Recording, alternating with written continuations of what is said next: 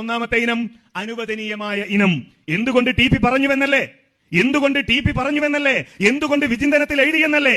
NV സാലിമും Abdul Jabbar മദീനിയും തയ്യാറാക്കിയ പ്രബന്ധത്തിൽ സിയാനത്തുൽ ഇൻസാൻ ഉദ്ധരിച്ചുകൊണ്ട് തെളിവ് പറയുന്നു, അനുവദനീയമാണ് ജിന്നിനോടുള്ള സഹായം തേടൽ. ജബ്ബാർ മൗലവിയുടെ ലേഖനത്തെ യാ ഇബാദല്ലാഹുമായി കൂട്ടിക്കെട്ടി അതിനെ ന്യായീകരിച്ചുകൊണ്ട് NV സാലിമും സംഘവും പറഞ്ഞത് ഇതാണ്. അതുകൊണ്ടാണ് മുജാഹിദുകൾ പറഞ്ഞത് ഇത് അനുവദനീയമാണ് എന്നാണ് ഈ ആളുകളുടെ വാദമെന്ന്. പിന്നെ ഇത് ഏകദേശം 44 പേജിന്റെ ശേഷം അനുബന്ധം പറഞ്ഞു.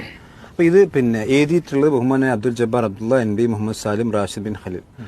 പിന്നെ KNM ഹക്കിനോടൊക്കെ കുറച്ചൊക്കെ താല്പര്യമുണ്ട്, പഠിച്ചോനെ പേടിണ്ട്, അല്ലെങ്കിൽ ഇതൊക്കെ ഒരു വാശി വെക്കാവുന്ന സംഘടനാ പക്ഷപാതിത്വമല്ല എന്നൊക്കെ ചിന്തിക്കുന്ന ആളുകൾ ആരെങ്കിലും ഉണ്ടെങ്കിൽ ഓരോട് നമ്മൾ പറഞ്ഞു. അല്ലാതെ ഈ സംഘടനാ പക്ഷപാതിത്വം തലയിൽ കയറി പിന്നെ KNM എന്ത് പറഞ്ഞാലും അതൊക്കെ ദീനം വിചാരിച്ച് നടക്കുന്ന ആളുകളോടല്ല, പരലോകബോധമില്ലാത്തവരോടല്ല. ഇത് എഴുതിയ ആൾക്കാരൊന്നും ജീവിച്ചിരിക്കുന്നുണ്ട്. മാത്രമല്ല ഈ പ്രബന്ധത്തിന്റെ അവസാന ഭാഗത്ത് അദ്ദേഹം പറഞ്ഞ വെച്ചാൽ ഇവരിവിടെ കായക്കൊടി പറഞ്ഞെന്താ, കായക്കൊടി പറഞ്ഞത് അനുവദനീയമാണ് എന്നാണ് NB സാലിം സംഘം പറഞ്ഞത്. യഥാർത്ഥത്തിന്റെ അവസാന ഭാഗം ഞാൻ ചോദിക്കാം. ജിന്നിനോടുള്ള സഹായം ചോദിക്കൽ ഷിർക്കാണ് എന്നും ഷിർക്കിലേക്കുള്ള വഴി അടക്കുവാൻ അത് അനുവദനീയമല്ല എന്നും ലജിന്റെ ഫത്വയിൽ വന്നിട്ടുണ്ട്. അതിൽ നിന്ന് മനസ്സിലാകുന്നത് ഷിർക്കായ സഹായത്തേട്ടത്തെക്കുറിച്ചാണ്. ഷിർക്കെന്നും മൊത്തത്തിലുള്ള സഹായം ചോദിക്കൽ ഷിർക്കിലേക്കുള്ള വഴിയായതിനാൽ അത് അനുവദനീയമല്ല എന്നുമാണ്.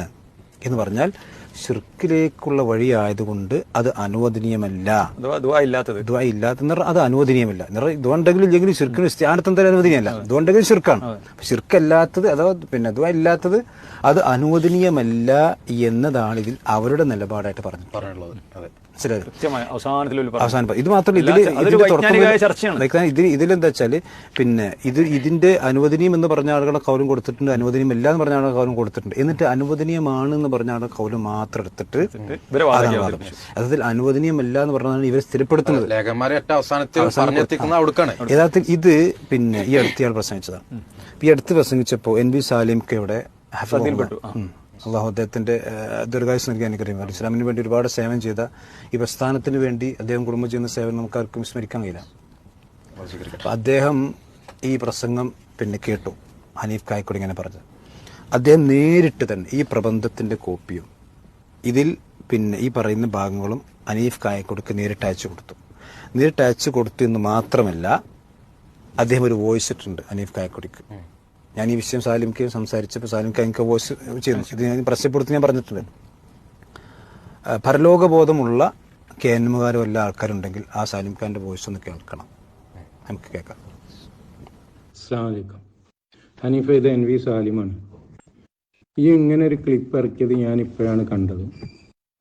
പിന്നെ എന്നാ ഇറക്കിയൊന്നും എനിക്കറിയില്ല. എൻ്റെ ഒരു പ്രസംഗത്തിൽ പറയുന്നത് ഞാൻ അടുത്ത് കേട്ട്. അതായത് ആ പ്രബന്ധത്തെ സംബന്ധിച്ച് പ്രബന്ധത്തിൽ 2 അഭിപ്രായം ഉദ്ധരിച്ചിട്ടുണ്ട്. എന്നാൽ അതിൽ സ്ഥിരപ്പെടുത്തിയത് ജിന്നിനോടുള്ള സഹായം ചോദിക്കൽ എല്ലാം ശിർക്കാണ് എന്നാണ് എന്ന് പറയുന്നുണ്ട്. ഈ പുസ്തകത്തിൽ, ഈ പ്രബന്ധത്തിൽ ഇത് അറ്റ്ലീസ്റ്റ് അതിൻ്റെ 2ാമത്തെ പേജിൽ അതിൻ്റെ ഖുലാസ നമ്മൾ എഴുതിയിട്ടുണ്ട്. അതൊന്ന് വായിച്ചു നോക്കിയൂടെ എനിക്ക്. അതിൻ്റെ തീം തന്നെ ഹയ്യും ഹാദിറും ഖാദിറുമായ ജിന്നിനോടുള്ള സഹായം ചോദിക്കൽ, സൃഷ്ടികളോട് ചോദിക്കുന്ന പോലുള്ള സഹായം ചോദിക്കൽ അത് ശിർക്കാണ് എന്ന് പറഞ്ഞ പൂർവികരായ ഒരു പണ്ഡിതനെയും നമുക്ക് കാണാൻ സാധ്യമല്ല, ഞങ്ങൾ കണ്ടിട്ടില്ല.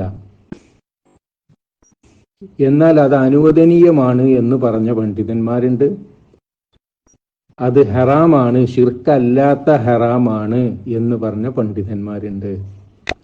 അത് ഇതില് അനുവദനീയം എന്ന് പറഞ്ഞ പണ്ഡിതന്മാരുടെ ഒരു ഉദാഹരണത്തിന് ഉദ്ധരണി കൊടുത്തതാണ് അതില് അവിടെ വായിച്ചത്.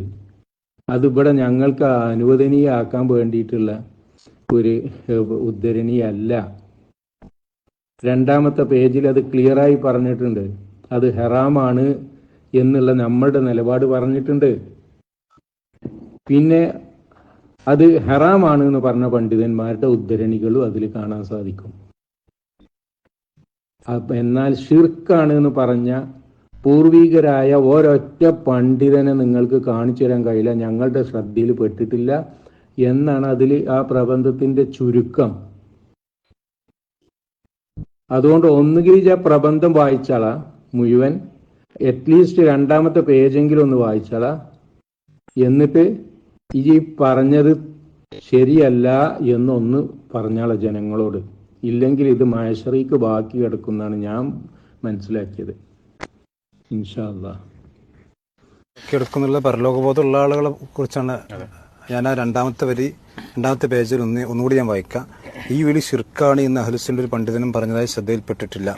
മറിച്ച് ഇത് ഷിർക്കിലേക്കുള്ള വഴിവെക്കും എന്ന കാരണത്താൽ അത് വിരോധിക്കുകയാണ് ചെയ്തിട്ടുള്ളത്. ഈ വിഷയകമായി വന്ന എല്ലാ ഹദീസുകളും ദുർബലമായതിനാൽ അതുകൊണ്ട് അമലെടുക്കൽ അനുവദനീയമല്ല എന്നാണ് വ്യക്തമാക്കുന്നത്. അതുകൊണ്ട് അമലെടുക്കാൻ പാടില്ല, അത് ഹറാമാണ് എന്ന് വളരെ വ്യക്തമായി പറഞ്ഞ ഒരു കാര്യത്തെ ഇത്ര വളരെ ജീവിച്ചിരിക്കുന്ന മനുഷ്യന്മാരുടെ പേരിൽ പോലും ഈ ആളുകൾ എന്ത് ചെയ്യുന്നു? കളവ് പറയുന്നു. പിന്നെ ഇപ്പൊ ഷെയ്ഖ് നാസറുദ്ദീൻ അൽബാന്റെ കിതാബില് തിരിമറി നടത്തുന്നതിന് നമുക്ക് എന്തില്ല, അത്ഭുതമില്ല എന്നാണ് ഈ വിഷയത്തിൽ പറയാറുള്ളത്.